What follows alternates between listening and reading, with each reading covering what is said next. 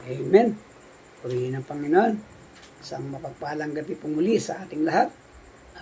Tayo po ay magsasya uli ng Word of God. Yung natapos po nating video ay regarding sa lesson 1 po, yung life after death. Ang buhay pagkatapos ng kamatayan. Nalaman po natin doon na may langit at impyerno. At dito naman po sa lesson 2 ay yung pong tungkol sa kaligtasan. Kung kayo po ay may mga Bible sa inyong mga tahanan, akibasa na lang po yung Efeso Kapitulo 1, talatang 13. Sinasabi ng talata na bago tayo maligtas, kailangan natin maniwala at makinig sa mensahe ng mabuting balita.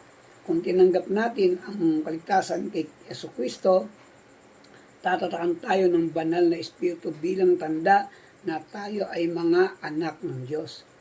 Ang tanong po, bakit kailangan nating maligtas?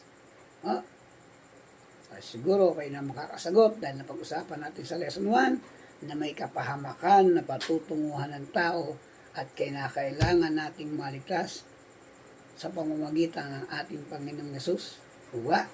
At siya pang tanong, ano ang mali sa atin? Tayo po ay nagkasala. Tayo ay may naman ng kasalanan at alam niyo na rin kung kanino, kay Adan.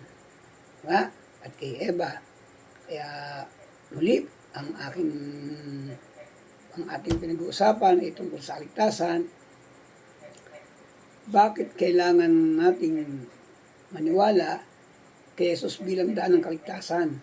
Kasi sinabi niya sa 1 Kapitulo 14, talatang 16, ay John 14:6 nga pala.